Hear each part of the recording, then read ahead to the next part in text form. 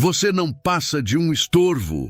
Ecoa na minha cabeça, como se tivesse sido gritado por dentro, não por fora, e minhas mãos começam a tremer sem que eu consiga controlar. O coração bate errado, rápido demais, e eu sinto o gosto metálico da vergonha subir pela garganta enquanto olho para os rostos que eu conheço desde pequenos e não reconheço mais. Estou em Campinas, em pé, sem chão, com a respiração curta, tentando entender em que segundo exato meus próprios filhos decidiram que eu não valia nada, que eu podia ser empurrado para fora da vida deles como um objeto quebrado.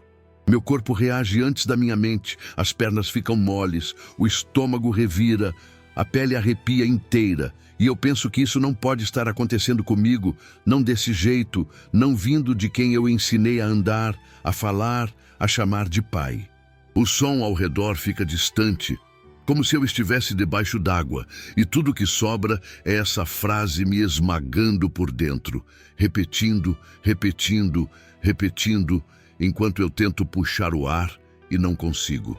Tem algo muito errado acontecendo aqui, algo sério demais, algo que passou de qualquer discussão comum de família, e eu sinto isso no fundo do peito como um aviso tardio. O olhar deles não tem dúvida, não tem culpa. Só uma frieza que me atravessa e me faz perceber que um limite foi cruzado, um daqueles que não tem volta. Eu sinto vergonha, sim, mas junto vem uma dor mais funda, a de perceber que fui colocado numa posição que nunca imaginei ocupar, a de alguém descartável, alguém que pode ser tratado como nada. Minha cabeça tenta juntar os pedaços, entender como cheguei aqui, por que essa noite tomou esse rumo, mas tudo está confuso demais, rápido demais, cruel demais. Eu queria falar, queria perguntar, queria gritar, mas a voz não sai, fica presa junto com o nó na garganta, e o silêncio que se forma dentro de mim pesa mais do que qualquer palavra. Algo muito sério aconteceu aqui, algo injusto, algo que mudou tudo num instante, e enquanto eu encaro essa cena ainda sem conseguir processar, eu sei, com uma clareza dolorosa, que essa história não termina aqui, que o que aconteceu nessa noite vai precisar ser explicado do começo ao fim, porque nada disso foi pequeno, nada disso foi simples, e eu jamais vou esquecer o momento exato em que entendi que minha própria família tinha ido longe demais. E é aí que a coisa fica pior, porque eu percebo que não é só raiva, não é só uma frase dita no calor de uma briga, não é um descontrole momentâneo, é um plano frio, ensaiado, decidido antes de eu chegar. Eu vejo isso no jeito como o Carlos Eduardo não me encara por muito tempo, como ele olha para os lados, como se estivesse conferindo se está tudo certo para acontecer. A Mariana nem finge mais delicadeza. Ela fica com aquele meio sorriso torto, como quem já ganhou alguma coisa e só está esperando o resto terminar. E eu sinto um arrepio tão forte que parece que minha espinha vira gelo, porque meu corpo entende antes da minha cabeça. Eu não estou sendo expulso de uma conversa, eu estou sendo empurrado para um lugar de onde eles acham que eu não volto. Minha boca abre sem som e eu só consigo engolir seco. O ar fica pesado, um cheiro ruim invade meu nariz e a luz do lugar parece errada, dura, como se cada sombra fosse uma ameaça. Eu dou um passo para trás e meu calcanhar raspa em alguma coisa de metal. E o barulho ecoa alto demais, como se o próprio mundo estivesse me denunciando. O Carlos Eduardo ri curto, sem humor nenhum, e diz mais baixo, como se fosse um segredo entre eles. Agora você vai entender. É nessa hora que meu estômago afunda de vez. Porque não tem nada de pai e filho nessa frase. Tem sentença. Eu tento olhar em volta para achar alguém, qualquer pessoa, um rosto humano que não esteja do lado deles, mas só encontro silêncio, cercas, grades, ferrugem e um som que começa longe e vem chegando, crescendo, multiplicando. Não é gente, é barulho de animal, de unhas no chão, de respiração forte, de rosnado que dá para sentir no peito. A minha pele arrepia toda, meus dedos perdem força.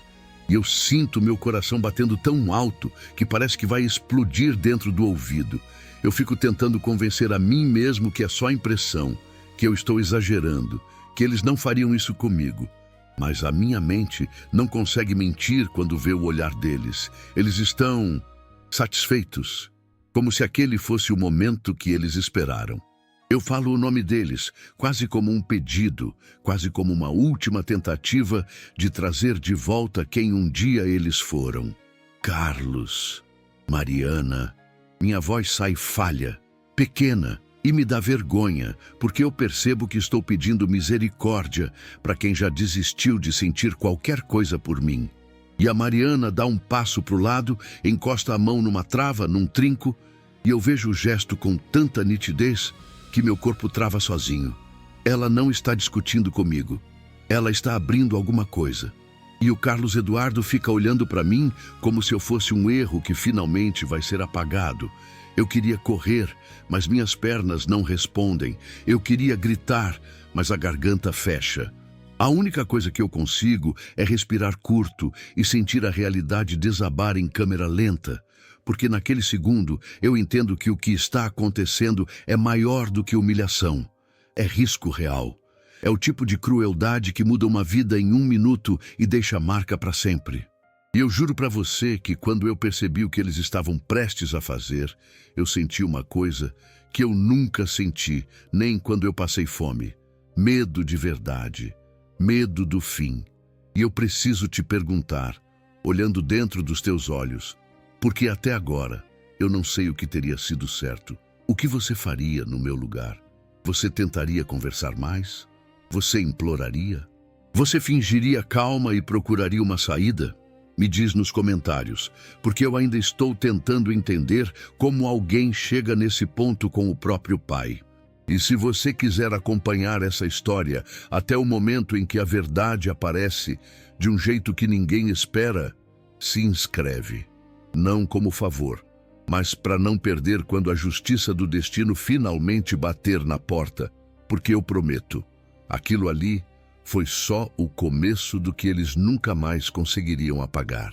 Antes disso tudo, antes do ferro frio, do cheiro ruim e daquela frase que ainda corta meu peito quando eu lembro, eu era só o Antônio Ferreira da Silva, um homem comum de Sumaré, desses que você cruza na rua e nem imagina o tanto de história que carrega nas costas. Eu acordava cedo.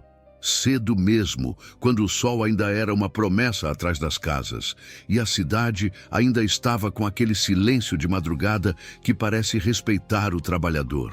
Eu gostava desse silêncio. Era como se o mundo me desse uns minutos de paz antes de começar a cobrança. Eu levantava devagar, porque o corpo já não respondia como antigamente, mas a cabeça sempre dizia que eu tinha que ir, que eu tinha que fazer, que eu tinha que cumprir. Eu fazia café do jeito simples, forte, e ficava uns segundos olhando a fumaça subir, pensando no que ainda faltava pagar, no que ainda tinha que comprar, no que eu precisava resolver para não faltar nada dentro de casa. Eu passei a vida inteira trabalhando com as mãos. Comecei como pedreiro e nunca tive vergonha disso. Pelo contrário, eu sempre senti orgulho de olhar um muro pronto e saber que aquilo estava de pé por causa de mim.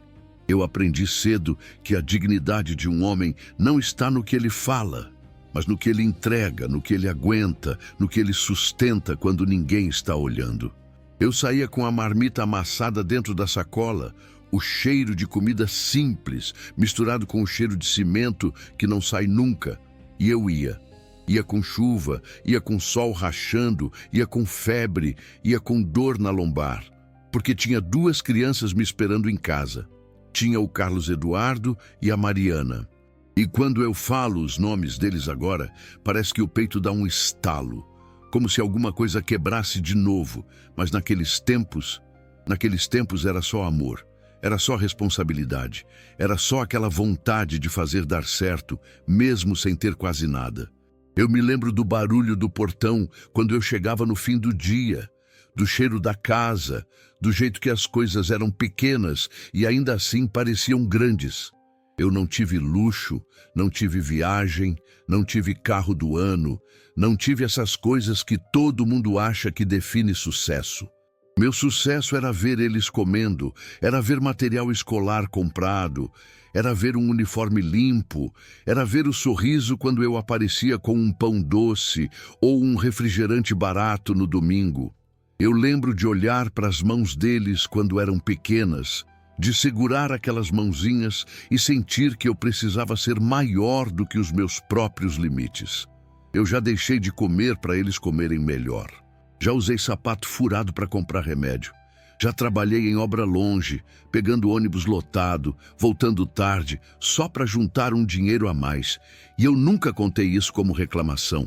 Eu contava como missão, porque ser pai, para mim, era isso: aguentar calado e sorrir na hora certa. Com o tempo, além da obra, eu tentei melhorar a vida do jeito que dava. Fiz uns bicos, peguei uns serviços extras, e quando apareceu uma oportunidade pequena, eu virei também pequeno comerciante, coisas simples, de bairro, vendendo o que dava, atendendo gente conhecida, anotando fiado em caderninho, aquele tipo de vida que não vira notícia, mas sustenta o mundo. Eu conhecia cada rosto, cada história, e aquilo me fazia sentir parte de alguma coisa.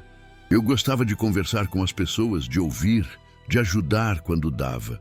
Eu sempre fui desse jeito. Se eu tinha 2 pães, eu dividia. Se eu tinha um conselho, eu dava.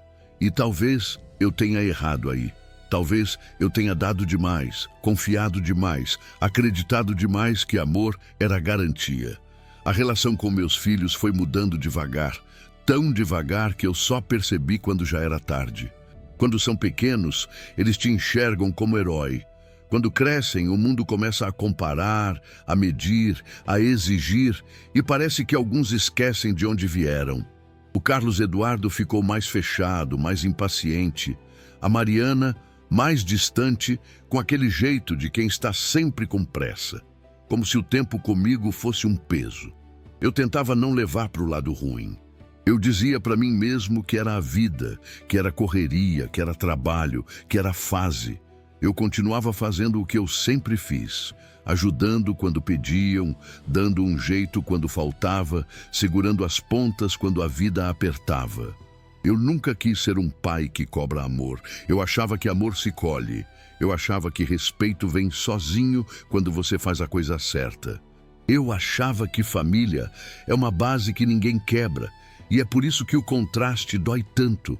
Porque quando eu lembro do homem que eu era em Sumaré, andando na rua simples, cumprimentando o vizinho, carregando saco de cimento, abrindo a portinha do comércio, chegando em casa cansado, mas com o coração em paz, eu vejo alguém que acreditava no básico, acreditava que esforço vale a pena, que caráter é para sempre, que filho é continuação da gente. Eu não era perfeito, não. Eu errei. Eu falei duro às vezes, eu fui teimoso, eu fui rígido quando achei que precisava. Mas eu nunca fui cruel, eu nunca humilhei, eu nunca tratei ninguém como estorvo. E talvez seja exatamente isso que tenha me destruído mais tarde.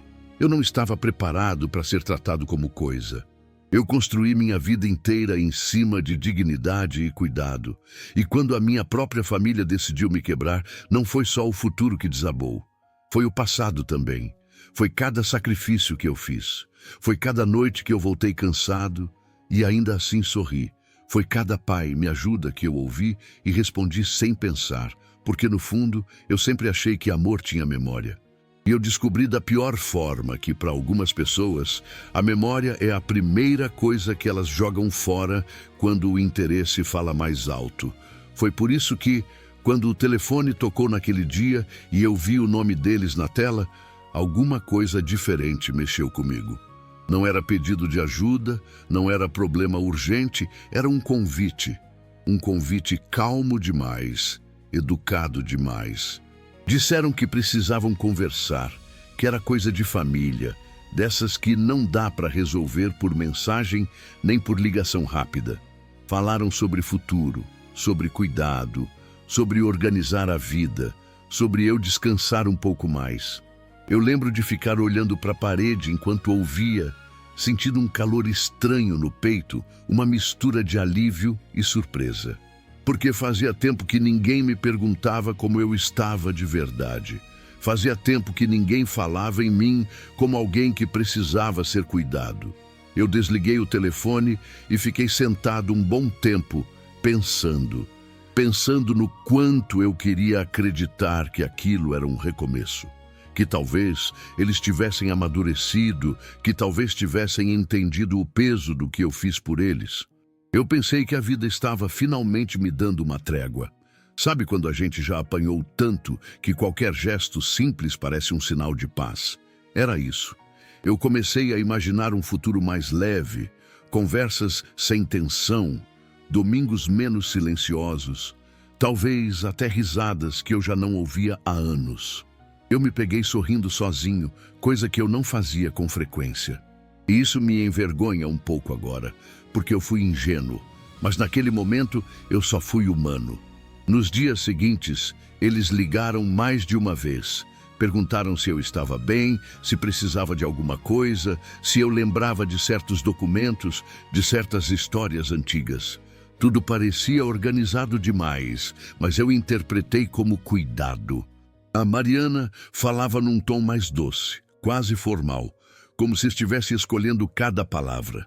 O Carlos Eduardo era mais direto, mas também mais presente do que o normal. Eu me peguei arrumando a casa com mais capricho, separando papéis, colocando roupas melhores, como se eu fosse receber uma visita importante. No fundo, eu acho que eu queria mostrar que ainda era alguém, que ainda merecia respeito. Teve um dia em que a Mariana comentou, meio por cima, que a gente precisava pensar no que era melhor para todo mundo. Aquilo ficou ecoando na minha cabeça, mas eu empurrei o pensamento para longe. Eu quis acreditar que todo mundo me incluía. O Carlos Eduardo falou que a conversa precisava ser pessoalmente, num lugar mais tranquilo, sem interrupção. Disse que era para evitar fofoca, evitar opinião de fora. Na hora eu concordei, achei sensato, achei maduro. Hoje, quando eu lembro disso, sinto um aperto, porque tem coisas que só parecem sensatas quando a gente quer muito que sejam. Mesmo assim, havia pequenos detalhes que me deixavam desconfortável, mas eu não soube nomear. Silêncios longos demais no meio da conversa. Olhares que desviavam rápido quando eu fazia perguntas simples. Respostas curtas para coisas que antes renderiam explicação. Teve um momento em que eu perguntei se estava tudo bem com eles de verdade. E o Carlos Eduardo respondeu rápido demais, como quem fecha um assunto. "Tá tudo certo, pai." E não olhou para mim. A Mariana mexeu no celular enquanto eu falava, riu de alguma coisa na tela e depois pediu desculpa dizendo que era trabalho. Eu aceitei. Eu sempre aceitei. Eu comecei a organizar minhas coisas com uma sensação estranha de encerramento. Como se aquela conversa fosse marcar uma virada importante. Não necessariamente ruim, só definitiva. Eu separei documentos antigos, fotos, papéis que eu guardava há anos. Cada coisa que eu tocava trazia uma lembrança. E eu pensei que talvez aquilo fosse parte do processo de envelhecer com dignidade, de colocar a vida em ordem. Eu cheguei a pensar que eles estavam finalmente assumindo responsabilidade, que talvez tivessem percebido que o tempo passa rápido demais. Eu quis acreditar nisso com uma força que hoje me assusta. Houve um instante específico que volta sempre à minha memória. Estávamos sentados, conversando sobre esse encontro, e eu falei algo simples, algo como: "O que importa para mim é saber que vocês estão bem." O Carlos Eduardo respondeu com um claro automático, e a Mariana ficou em silêncio por alguns segundos longos demais. Quando ela falou, mudou de assunto. Naquele silêncio, algo em mim se mexeu, como um alerta fraco, distante. Mas eu estava cansado demais para escutar. Eu estava esperançoso demais para desconfiar. Às vezes, a esperança é o nosso ponto cego. Eu comecei a contar os dias para essa conversa, não com ansiedade ruim, mas com expectativa. Eu me imaginei sendo ouvido, sendo respeitado, sendo incluído. Me imaginei saindo daquele encontro com o coração mais leve. E talvez você, que esteja ouvindo isso agora, já tenha passado por algo parecido. Aquele momento em que tudo parece finalmente se ajeitar, mas alguma coisa, bem lá no fundo, insiste em não relaxar completamente. Se já sentiu isso alguma vez, você entende o que eu estou tentando explicar aqui. Na época, eu não quis dar nome para esse desconforto. Eu chamei de nervosismo, de coisa da idade, de medo de mudança. Eu não percebi que aquele clima bonito já estava contaminado, que aquela promessa de cuidado vinha acompanhada de pressa, de controle, de uma frieza que eu só fui entender quando já era tarde demais. O dia da conversa chegou com um céu estranho, daquele tipo que não decide se vai abrir ou fechar, e eu lembro de ter pensado que o tempo parecia indeciso como eu estava por dentro. Eu saí de casa mais cedo do que precisava, não por pressa, mas porque ficar parado me dava uma angústia difícil de explicar. Peguei o caminho que eles indicaram, seguindo em direção aos arredores de Hortolândia, e à medida que eu avançava, a paisagem ia mudando devagar, quase imperceptível no começo. As ruas conhecidas deram lugar a trechos mais vazios, terrenos sem muro, construções afastadas, postes mais espaçados. Eu ia olhando tudo pela janela, tentando manter a calma, tentando convencer meu corpo de que aquilo era só um encontro, só uma conversa, só mais um passo da vida. No carro, o silêncio era pesado. Não era aquele silêncio confortável de quem não precisa falar. Era um silêncio cheio de coisas não ditas. O Carlos Eduardo dirigia com as duas mãos firmes no volante, olhando sempre para frente, sem fazer comentários, sem reclamar do trânsito, sem aquela conversa automática que preenche o caminho. A Mariana mexia no celular, parava, mexia de novo, suspirava, guardava o aparelho, depois tornava a pegar. Eu tentava puxar assunto, fazia perguntas simples, comentava sobre o tempo, sobre a estrada, sobre qualquer coisa que pudesse lembrar que éramos uma família dentro de um carro, mas as respostas vinham curtas, quase educadas demais, como se eu estivesse falando com estranhos. Eu lembro do som dos pneus no asfalto mudando, ficando mais áspero, do cheiro que entrava pela janela quando passávamos perto de áreas descampadas. Cada detalhe parecia mais nítido do que o normal, como se meus sentidos estivessem ligados no máximo sem que eu tivesse pedido. Em alguns momentos, eu senti vontade de pedir para parar, de perguntar exatamente para onde a gente estava indo, mas alguma coisa me segurava.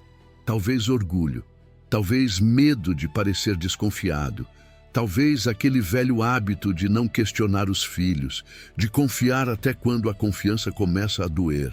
A estrada foi ficando mais estreita, menos cuidada, e eu notei que o celular começou a falhar o sinal. Aquilo me incomodou de um jeito que eu não soube explicar na hora. Eu olhei pela janela e vi cercas, portões antigos, mato alto. O lugar parecia afastado demais para uma conversa tranquila. O Carlos Eduardo fez uma curva sem avisar, entrou por um caminho que eu não reconhecia. E eu senti um aperto no peito, daqueles que não são dor ainda, mas já não são paz. Eu pensei em perguntar se era ali mesmo, mas engoli a pergunta. A Mariana olhou rapidamente para mim, pelo canto do olho, e depois voltou a encarar o nada à frente. Esse olhar foi rápido, mas ficou gravado. Quanto mais a gente avançava, menos palavras existiam dentro do carro. O motor parecia alto demais, o vento entrava frio pela janela, e eu comecei a sentir meu corpo reagindo sem pedir permissão. As mãos suavam, mesmo sem calor. A respiração ficava curta quando eu tentava pensar demais. Eu comecei a revisar mentalmente as conversas anteriores, tentando encontrar algum detalhe que eu tivesse ignorado, alguma frase que agora fazia sentido. Aquela pressa, aquele cuidado excessivo com o local, aquele pedido para evitar gente, tudo começou a se encaixar de um jeito que me deixou desconfortável.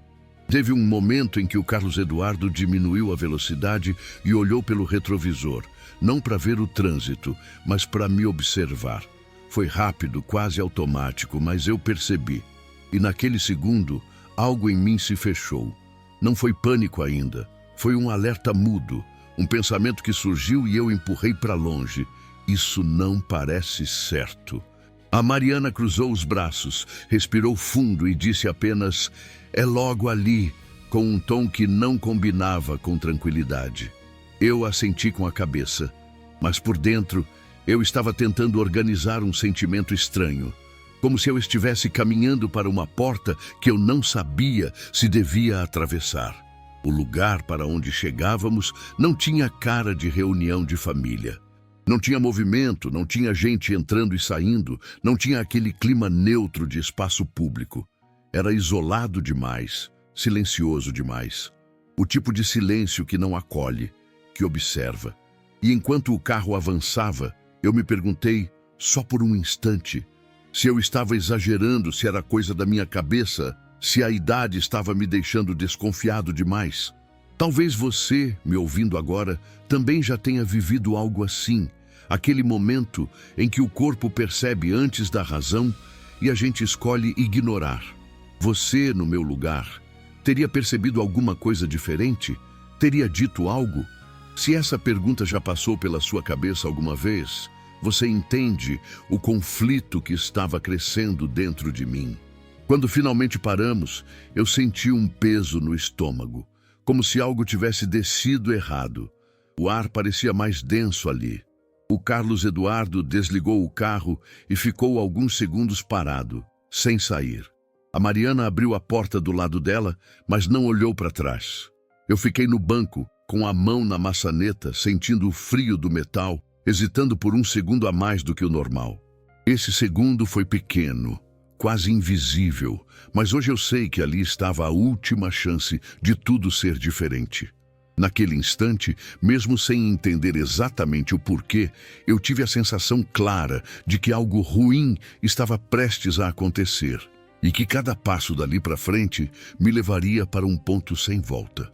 Eu puxei a maçaneta e desci devagar, sentindo o chão irregular sob o sapato, como se o lugar já quisesse me desequilibrar antes mesmo de eu entender onde estava. O ar tinha um cheiro forte, azedo, de coisa velha e mal cuidada. E a primeira coisa que eu ouvi não foi voz humana. Foi um som grosso, de respiração pesada e patas raspando em algum canto. Eu parei por um segundo. Olhei em volta, tentando achar sentido, tentando achar o lugar tranquilo que eles tinham prometido. Não tinha sala, não tinha mesa, não tinha nada que parecesse conversa. Só cercas, metal, corrente, sombras e um silêncio por cima de tudo, um silêncio que parecia rir da minha ingenuidade. O Carlos Eduardo saiu do carro e nem fechou a porta direito. O Mariana caminhou na frente sem me esperar, como se eu fosse um pacote que precisava ser entregue logo. Eu segui atrás, sentindo aquele aperto crescer. E cada passo parecia puxar de mim uma memória antiga, um "não vai" que eu ignorei. Eu tentei falar alguma coisa, qualquer coisa que quebrasse aquela estranheza. "Onde é que vocês querem conversar?" Minha voz saiu mansa, quase tímida, e eu odiei isso em mim na hora, porque eu parecia estar pedindo permissão para existir. O Carlos Eduardo não respondeu de primeira. Ele só apontou com o queixo para frente, como se eu já devesse saber. A Mariana parou perto de uma estrutura de metal, e eu vi de verdade, uma jaula. Grande, pesada, com grades grossas, um tranco enferrujado, e por trás dela um espaço escuro onde dava para ouvir aqueles sons de animal mais perto. Meu corpo inteiro reagiu como se tivesse levado um choque. Eu senti o sangue sumir do rosto. Senti um frio subindo pelas pernas e a minha cabeça tentou negar o que os olhos estavam vendo. Eu pensei, não, isso não é para mim. Isso é algum tipo de depósito, algum lugar temporário, algum erro. Eu olhei para os dois procurando uma explicação. Um sorriso que desmentisse, uma frase que desfizesse aquilo. Não veio nada. O Carlos Eduardo estava sério demais. A Mariana parecia tranquila demais. E essa tranquilidade dela foi o que me quebrou primeiro. Que brincadeira é essa? Eu soltei tentando rir, tentando transformar aquilo em algo leve, como se eu pudesse enganar a realidade com uma risada. Mas a minha voz falhou no meio, porque eu senti a garganta fechar. O Carlos Eduardo me encarou com um olhar que eu nunca tinha visto. Não era raiva, era ausência, como se eu fosse um problema a ser resolvido, não uma pessoa. E ele falou sem elevar a voz, sem tremer, como se estivesse lendo uma instrução. Entra! A palavra bateu no meu peito como um empurrão. Eu não me movi. Meu corpo travou, minhas mãos ficaram dormentes, e a única coisa que eu consegui fazer foi balançar a cabeça bem devagar, como quem não entende o idioma. Não, eu não vou entrar nisso, eu disse com uma firmeza que eu nem sabia que ainda tinha. Eu quis acreditar que ao ouvir o não, eles voltariam atrás, que perceberiam o absurdo, que lembrariam que eu sou o pai deles. Mas a Mariana soltou um riso curto, daqueles que não têm alegria nenhuma, e inclinou a cabeça como se eu fosse teimoso. Você está fazendo drama, pai. A palavra pai, na boca dela, soou falsa, como se ela tivesse dito senhor, ou ei, você. Eu senti uma raiva subir, mas ela vinha misturada com tristeza, com vergonha, com uma incredulidade que me deixava tonto. Eu olhei para os dois e tentei falar do jeito que eu falava quando eles eram crianças e aprontavam. Carlos, Mariana, pelo amor de Deus, o que vocês estão fazendo? Eu ouvi minha própria voz tremer e isso me humilhou mais. Porque eu estava implorando por um mínimo de humanidade e eu ainda não tinha aceitado que aquele mínimo tinha acabado. O Carlos Eduardo deu um passo na minha direção e eu, instintivamente, dei um passo para trás. O chão raspou sob meu pé e eu senti a lateral do metal encostar na minha perna. O corpo reage antes da mente. Eu levantei as mãos, não para bater, mas como quem se defende de uma queda. Ele aproximou o rosto do meu e eu senti o cheiro de perfume barato misturado com suor e vi nos olhos dele uma decisão que não era de agora. Era antiga, era cultivada. E foi aí que ele cuspiu a frase como se fosse uma verdade guardada há anos. Você não passa de um estorvo. Eu ouvi aquilo e foi como se alguém tivesse arrancado uma camada do meu peito com as unhas. A palavra estorvo não doeu só pelo som, doeu pelo que ela apagava. Ela apagava as noites sem dormir, os ônibus lotados, as mãos rachadas, a comida dividida, as vezes em que eu engoli orgulho para não faltar nada para eles. Eu senti o rosto queimar, senti os olhos encherem de água sem eu querer, e senti uma vergonha tão grande que eu quis desaparecer. Não era vergonha de mim. Era vergonha de estar vendo meus próprios filhos virarem isso. Você está falando sério? Eu perguntei, e a minha voz saiu estranha, quebrada, como se não fosse minha. Depois de tudo, vocês... Eu não consegui terminar. As palavras emperraram, porque o cérebro fica lento quando a dor é grande demais. A Mariana cruzou os braços e soltou um suspiro, como quem está cansada de uma tarefa chata. A gente cansou, pai. Cansou de você. Cansou desse peso. E ela disse isso com uma naturalidade que me fez sentir pequeno, apertado por dentro, como se eu estivesse encolhendo. E então veio o gesto que destruiu o resto de confiança que eu ainda segurava. O Carlos Eduardo não discutiu mais. Ele simplesmente me empurrou com o antebraço, firme, sem hesitar, como se eu fosse uma cadeira no caminho. Eu tropecei. O metal me raspou. E a Mariana abriu a porta da jaula com um estalo seco. Naquele estalo, eu senti meu mundo todo estreitar. Eu tentei segurar na grade, tentei travar o corpo, mas eles me forçaram para frente com uma pressa fria, como se quisessem terminar logo aquilo e ir embora.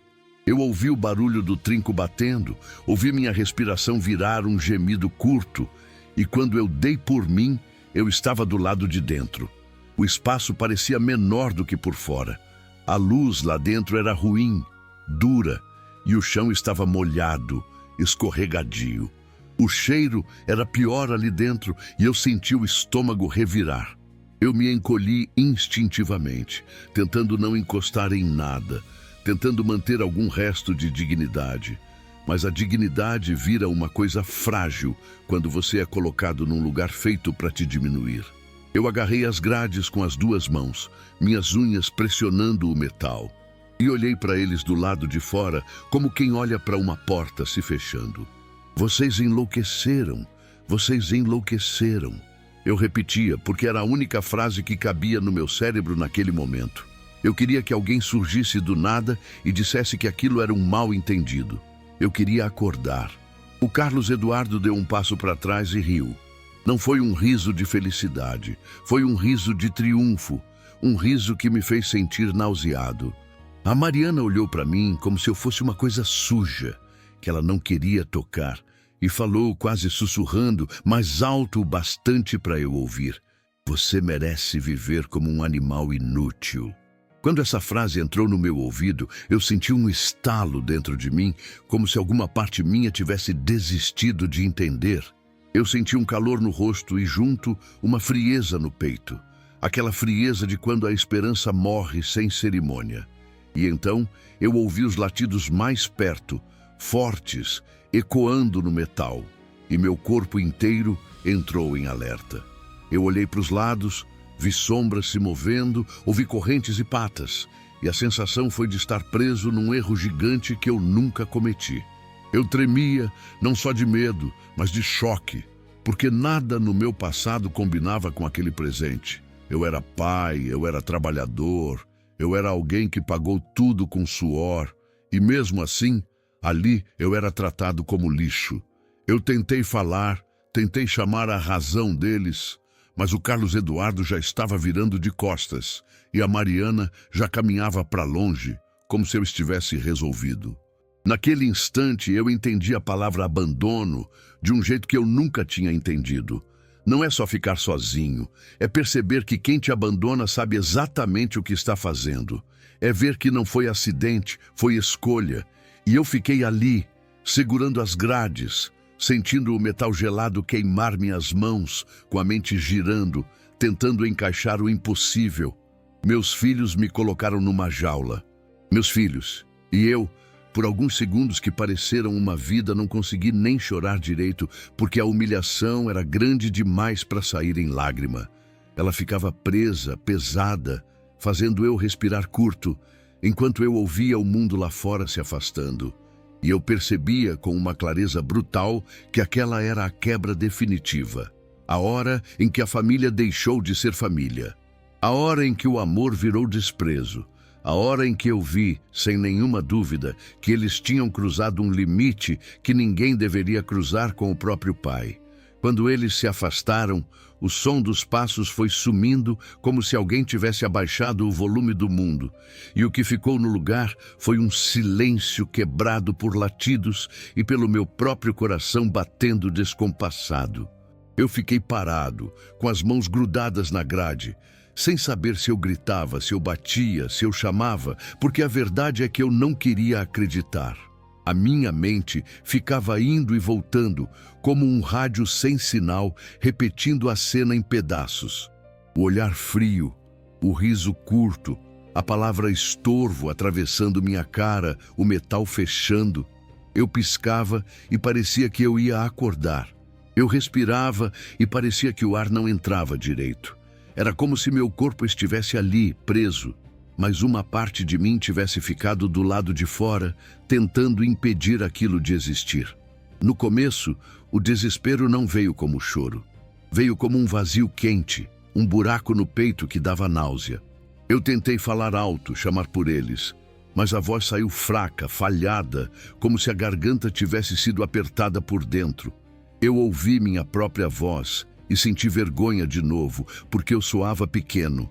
E isso foi uma das coisas mais cruéis. Além de tudo, eu me senti diminuído. Eu que sempre me vi como alguém firme, alguém que resolve, alguém que aguenta, de repente estava ali, tremendo, com as pernas bambas, como se eu tivesse virado criança de novo, mas sem ninguém para me proteger. As horas foram passando de um jeito estranho, como se o tempo não tivesse regra ali dentro. Eu não sabia se era tarde ou cedo. A luz mudava devagar, o vento vinha e ia, e eu ficava tentando manter a cabeça no lugar. Cada som me fazia pular por dentro. Eu me encolhia quando ouvia movimento, depois me obrigava a erguer o queixo, porque eu não queria morrer por dentro ali. E ao mesmo tempo eu sentia uma raiva que queimava, uma raiva limpa e suja ao mesmo tempo, porque ela vinha com perguntas que não tinham resposta. Por quê?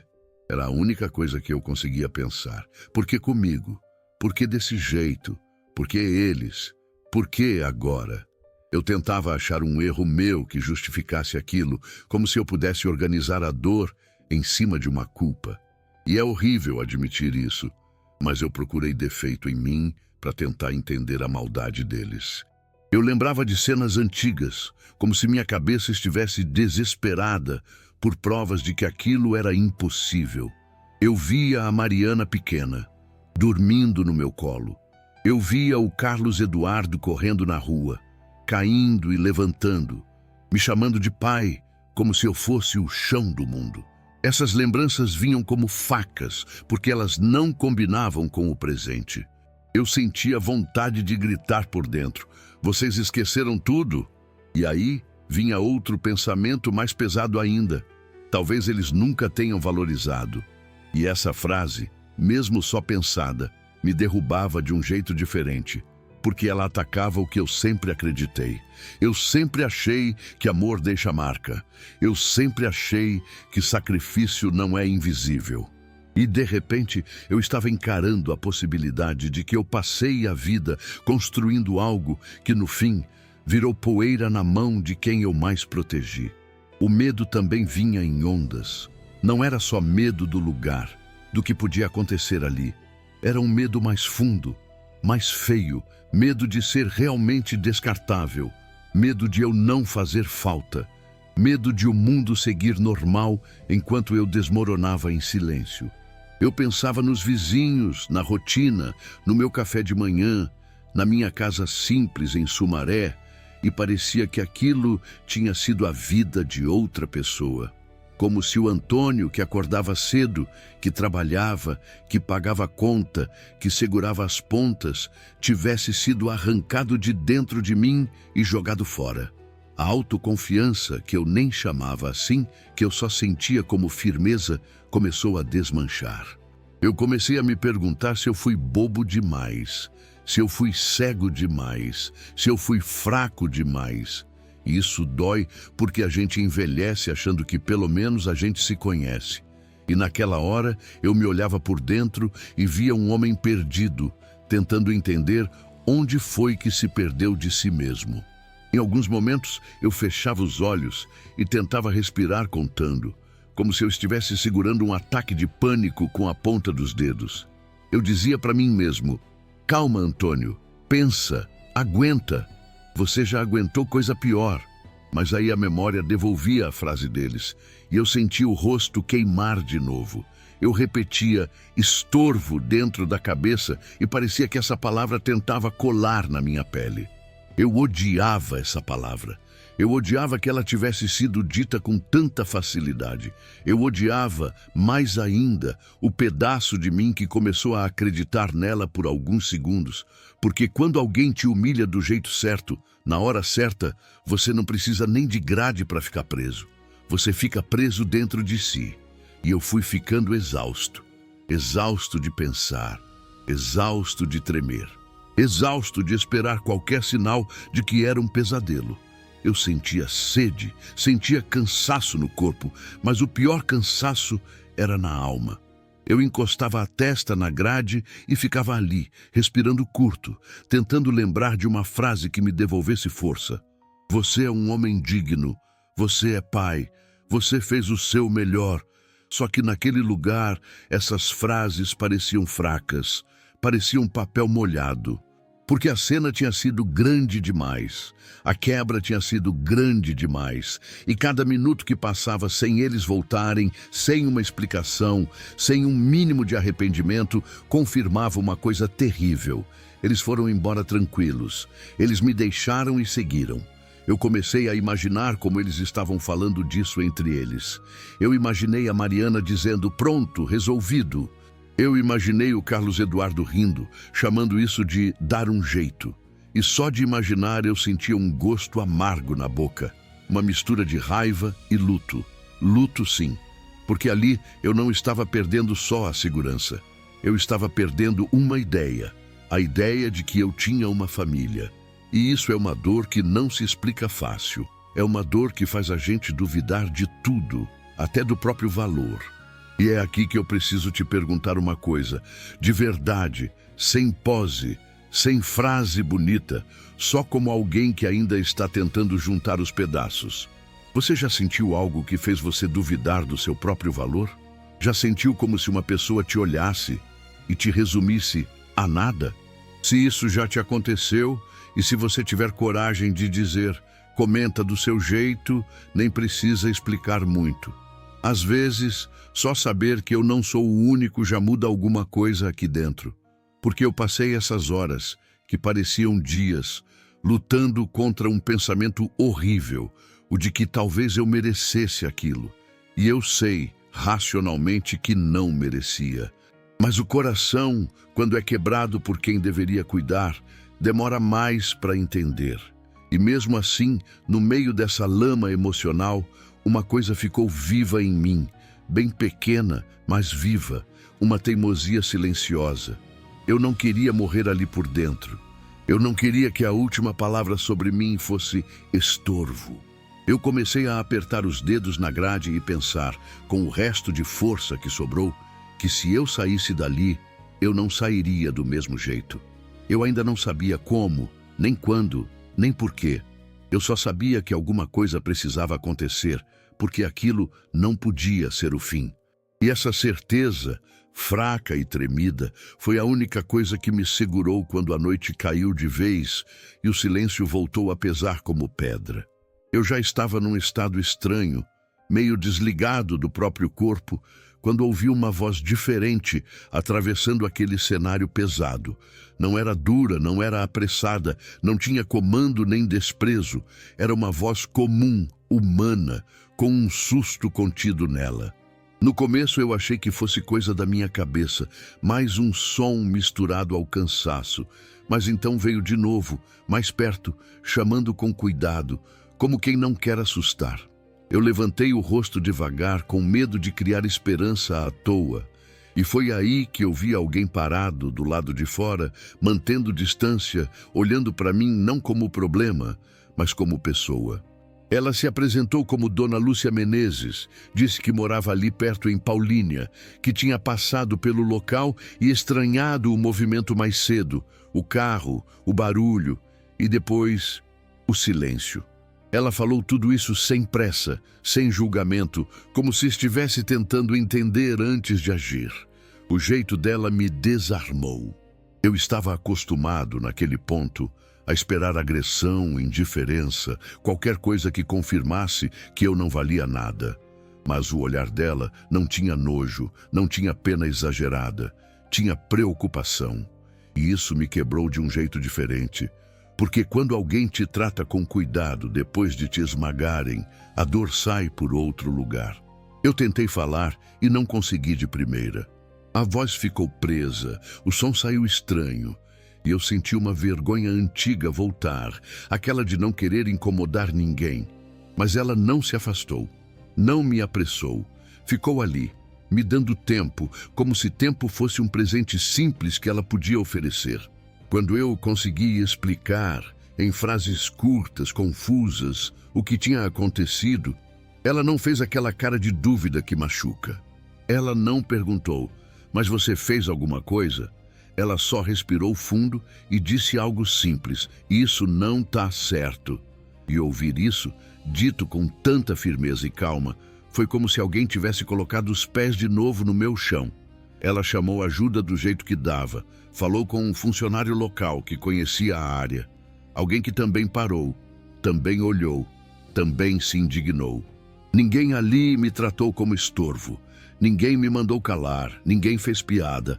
Pelo contrário, cada gesto era pequeno, mas pesado de significado.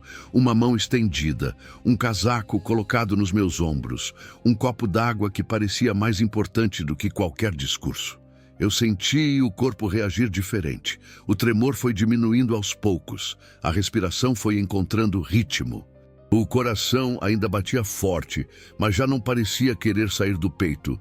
O contraste era tão grande que doía. Horas antes, eu tinha sido empurrado, humilhado, descartado por quem carregava meu sangue. Agora, eu estava sendo cuidado por quem não me devia nada.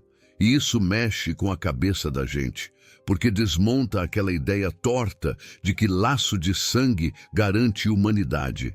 Às vezes, é um estranho que te devolve o que alguém próximo te arrancou. A dona Lúcia falava comigo olhando nos olhos. Me chamava pelo nome, como se aquilo fosse importante de lembrar. Antônio. Você é o Antônio. E ouvir meu nome assim, dito com respeito, foi como se eu estivesse sendo reapresentado a mim mesmo. Quando saí daquele lugar, mesmo ainda fraco, mesmo ainda confuso, o mundo parecia diferente.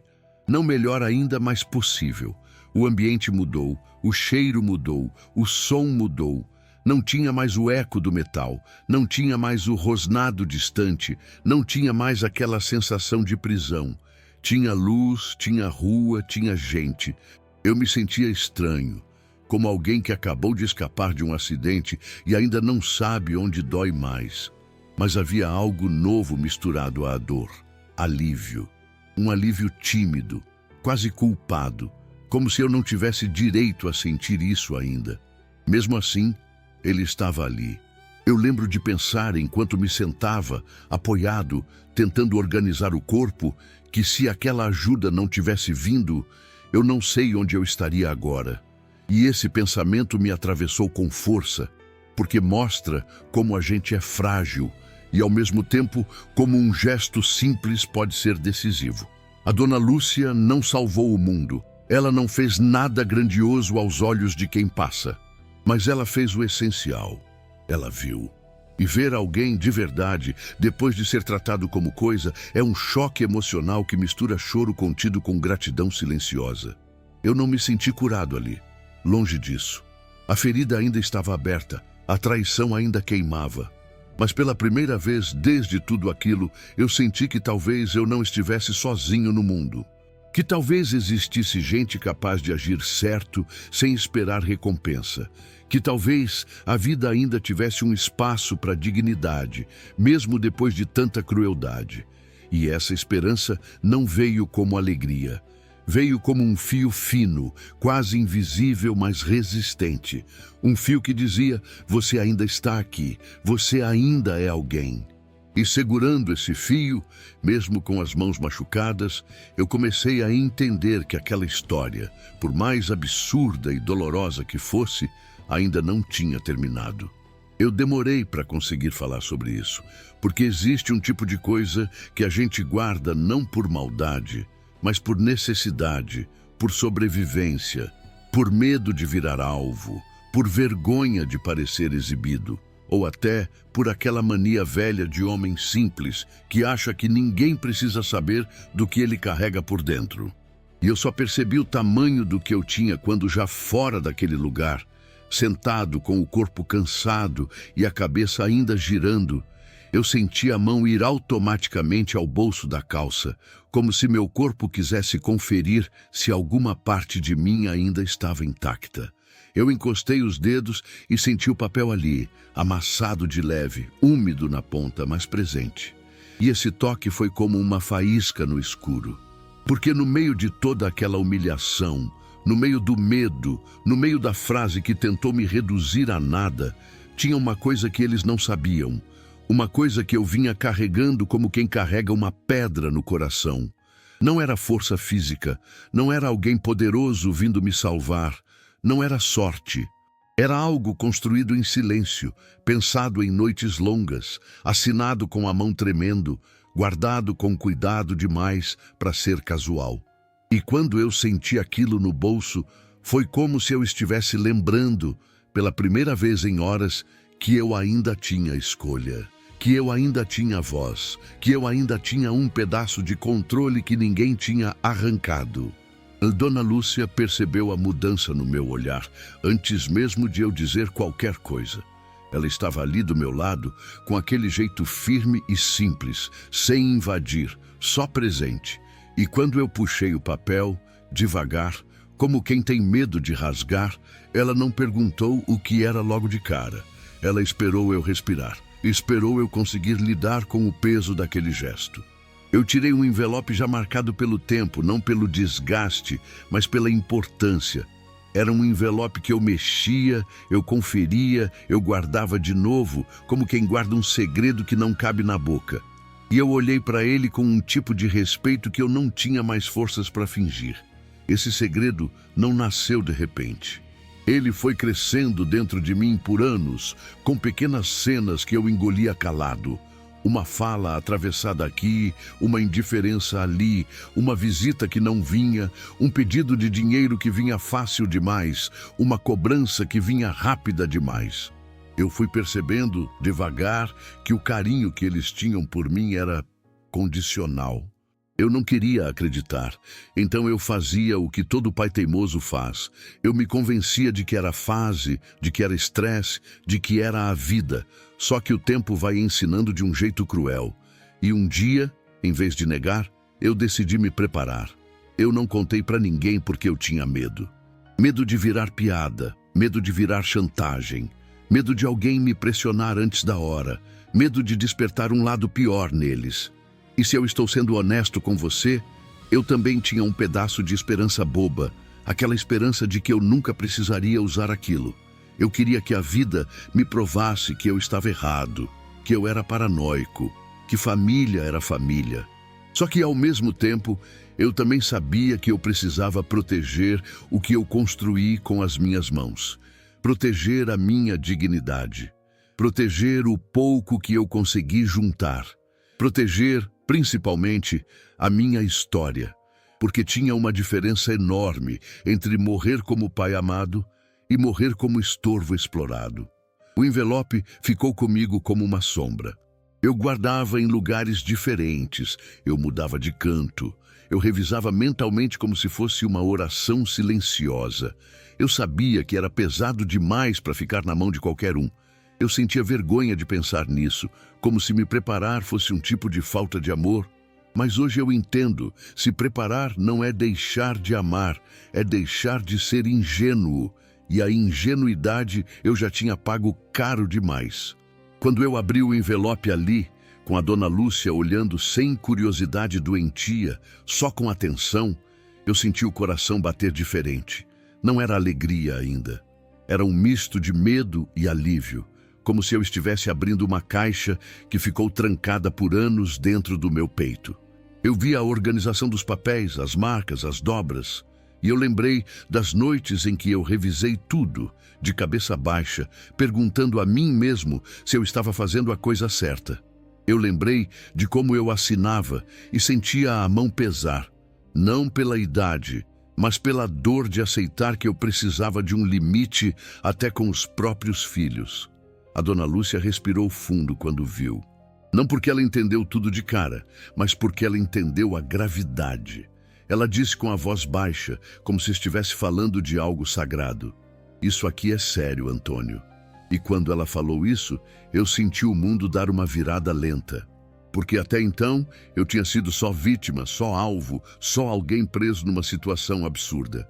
Naquele instante, eu comecei a me ver como alguém que ainda podia decidir o final. O segredo não apagava a dor, não desfazia o que aconteceu, mas mudava o eixo, mudava o jogo, mudava o jeito como eu me enxergava. Eu ainda não vou te contar tudo agora, porque tem coisas que precisam ser abertas no tempo certo, no momento certo, do jeito certo. Mas eu posso te dizer o que eu senti. Eu senti que eles tinham me colocado numa jaula, achando que tinham me reduzido a nada. Sem imaginar que eu carregava no bolso algo que podia virar a mesa inteira. Algo que podia colocar cada escolha deles debaixo de uma luz que não perdoa. Algo que não grita, não ameaça, não bate, mas pesa. Pesa como verdade. E aí eu te pergunto de um jeito sincero, porque eu mesmo fiquei parado por dentro, tentando entender o que fazer com aquilo nas mãos. Se você estivesse no meu lugar, com algo tão grande assim guardado há anos, o que você faria? Você usaria na hora? Você esperaria o momento certo? Você teria coragem de seguir em frente sem se vingar, só fazendo justiça? Se quiser, comenta do seu jeito, porque eu sei que cada pessoa pensa diferente. E naquele momento, enquanto eu segurava aquele envelope como se estivesse segurando minha própria história, eu entendi que o que vinha pela frente não era só sobreviver. Era escolher quem eu seria depois de tudo isso. E essa escolha, eu juro, começou ali, no silêncio pesado de um papel guardado por tempo demais. Eles voltaram como quem volta por cálculo, não por arrependimento. Eu percebi antes mesmo de ouvir a primeira palavra, pelo jeito como se aproximaram, medindo o terreno, escolhendo frases, ensaiando expressões. Não havia urgência no passo, havia expectativa. Expectativa de que eu estivesse fraco, grato por qualquer migalha, disposto a esquecer. Quando vi o Carlos Eduardo entrar primeiro, com aquele sorriso torto que tenta parecer natural, senti algo diferente do que eu imaginava. Não foi raiva, foi clareza. Uma clareza fria, quase tranquila, como se finalmente eu estivesse olhando para ele sem o filtro do pai que protege. Ele começou falando baixo, usando meu nome como quem testa se ainda tem acesso. Pai, a gente precisa conversar. A Mariana veio logo atrás, com o mesmo tom manso que ela nunca teve comigo quando realmente importava. Disse que estava preocupada, que tudo tinha sido um mal-entendido, que as coisas tinham saído do controle. Mal-entendido. Eu ouvi essa palavra e quase sorri, não de deboche, mas de alívio interno, porque ali eu entendi que eles não tinham nada novo para oferecer. Só versões, só tentativa de limpeza. Só medo das consequências. Eu deixei eles falarem. Isso foi importante. Deixei o Carlos Eduardo explicar que estava estressado, que não pensou direito, que agiu no impulso. Deixei a Mariana dizer que nunca quis me machucar, que só queria resolver a situação. Enquanto eles falavam, eu observava os detalhes que antes eu ignorava. A pressa em justificar, o cuidado em não assumir, o jeito como desviavam quando eu ficava em silêncio. Nenhum deles perguntou como eu estava. Nenhum deles disse, me perdoa, olhando nos meus olhos. Eles queriam resolver algo, não reparar. Quando finalmente pararam, o silêncio ficou pesado. Eu senti o peito apertar, não de medo, mas de decisão. E foi aí que eu falei, sem elevar a voz, sem xingar, sem tremor. Vocês querem saber o que mais me doeu? Eu disse, olhando primeiro para o Carlos Eduardo, depois para Mariana. Não foi o lugar, não foi a frase. Foi a certeza de que vocês escolheram. Nada ali foi acidente. A Mariana tentou interromper, mas eu levantei a mão, não como ameaça, mas como limite. Agora é minha vez. Eu falei que passei a vida inteira acreditando que família era proteção, que amor não precisava de contrato, que sacrifício era entendido mesmo quando não era agradecido. Falei que naquele dia eu aprendi da forma mais dura que respeito não nasce do sangue, nasce do caráter. O Carlos Eduardo tentou se aproximar, disse que eu estava exagerando, que eu precisava entender o lado deles, e foi aí que algo se fechou de vez dentro de mim. Não, eu respondi. Eu passei a vida inteira tentando entender o lado de vocês. E agora vocês vão ouvir o meu. Eu disse que não estava ali para pedir nada, que não precisava de desculpa ensaiada, nem de abraço falso, nem de promessa vazia. Disse que eles tinham cruzado um limite que não se apaga com conversa. A Mariana começou a chorar, daquele choro que vem mais do medo do que da culpa. Disse que eu estava sendo duro, que eu estava castigando demais. E eu respondi com uma calma que até me surpreendeu. Eu não estou castigando ninguém, eu só parei de me abandonar. O momento mais tenso foi quando o Carlos Eduardo deixou escapar o verdadeiro motivo da volta. Falou de futuro, de bens, de decisões que precisavam ser revistas. Falou como quem negocia, e ali eu vi, sem sombra de dúvida, que a ilusão tinha acabado. Eu encarei os dois e disse a frase mais difícil da minha vida: vocês não voltaram por mim. Voltaram pelo que acham que eu ainda posso dar. O silêncio que veio depois foi pesado como pedra, porque quando a verdade cai no meio da sala, não tem argumento que segure. Eu falei de dignidade, falei que ninguém tem direito de tratar outro ser humano como descartável, muito menos um pai. Falei que respeito não se implora, não se compra, não se negocia depois do estrago feito. E falei algo que eu nunca achei que teria coragem de dizer.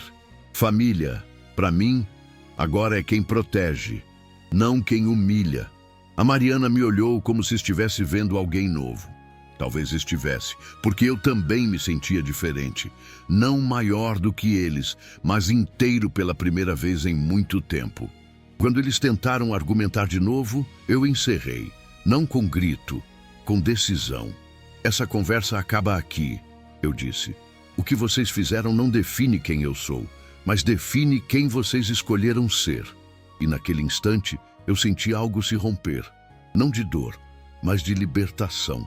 A imagem que eu tinha deles, a esperança que eu ainda carregava escondida, tudo isso caiu.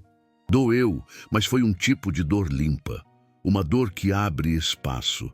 Eles foram embora sem o que queriam, sem controle, sem domínio, sem a certeza de que eu estaria sempre disponível para consertar o que eles quebravam.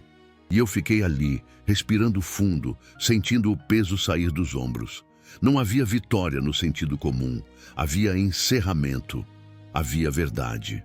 Havia a certeza de que eu não precisava mais mendigar humanidade. Eu tinha encerrado a ilusão mais antiga da minha vida, a de que amor aceita qualquer coisa. E ao encarar eles de frente, eu não só me defendi, eu me devolvi a mim mesmo. Depois que a porta fechou e o silêncio ficou de novo só meu, eu sentei por alguns minutos sem fazer nada, como se meu corpo precisasse aprender a existir fora daquele pânico. Eu olhei para as minhas mãos e vi nelas a história inteira.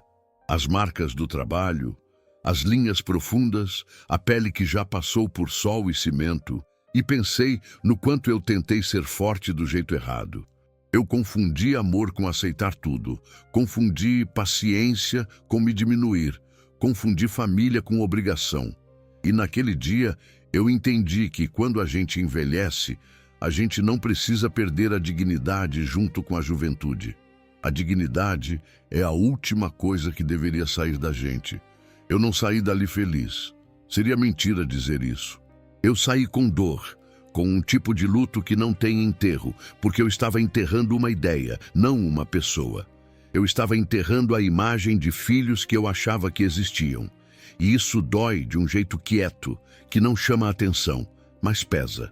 Só que junto desse luto nasceu algo que eu não tinha sentido em muito tempo. Paz. Uma paz pequena, ainda tímida, mas real. A paz de não me enganar mais. Porque a verdade pode doer, mas ela liberta. E eu me senti livre de uma culpa que não era minha. Os dias seguintes não foram fáceis. Eu acordava no meio da noite com a frase voltando, com o som do metal, com a sensação de estar preso de novo. Eu tinha lembranças boas, misturadas com lembranças horríveis, e parecia que minha cabeça brigava com ela mesma.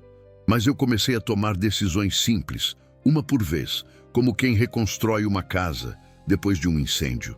Eu voltei para Sumaré com outra postura. Eu passei a escolher onde eu gastava meu tempo, com quem eu sentava, quem eu deixava entrar na minha vida. Eu aprendi a dizer não sem pedir desculpa. Aprendi a me afastar do que me adoecia, mesmo quando vinha com o nome de família. Eu também aprendi a valorizar quem apareceu quando eu não tinha nada a oferecer. A dona Lúcia Menezes não me salvou só por me tirar de um lugar ruim. Ela me salvou porque me lembrou que eu ainda era humano. E depois dela, eu comecei a enxergar outros rostos que sempre estiveram por perto e que eu nunca tinha notado direito. Vizinhos que perguntavam se eu estava bem, gente simples que oferecia café, conversa, companhia. Eu entendi que família de verdade não é só quem compartilha o sangue, é quem compartilha respeito. É quem protege, quem cuida, quem não faz você se sentir um peso. E tem uma coisa que eu quero que você leve comigo de coração. Amor não é permissão para a violência. Laço nenhum justifica a humilhação. A gente pode ser bom sem ser bobo. Pode perdoar sem se entregar de novo. Pode sentir saudade e ainda assim escolher a distância. Eu não virei um homem amargo. Eu virei um homem desperto. Eu continuei acreditando no bem, mas parei de insistir em quem escolheu ser ruim comigo. Isso não é vingança, é sobrevivência com dignidade. Hoje, quando eu lembro de tudo, ainda dói, mas não dói como antes. Não é mais aquela dor que me derruba, é uma dor que me ensina. Eu olho para trás e vejo que a justiça do destino não precisa ser barulhenta para ser real. Às vezes, ela é silenciosa, firme, inevitável.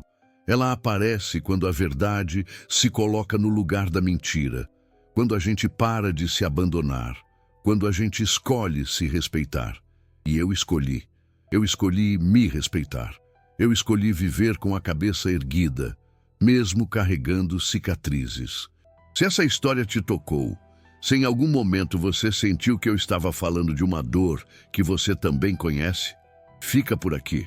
Se inscreve no canal para não perder outras histórias em que a vida cobra, a verdade aparece e a dignidade vence.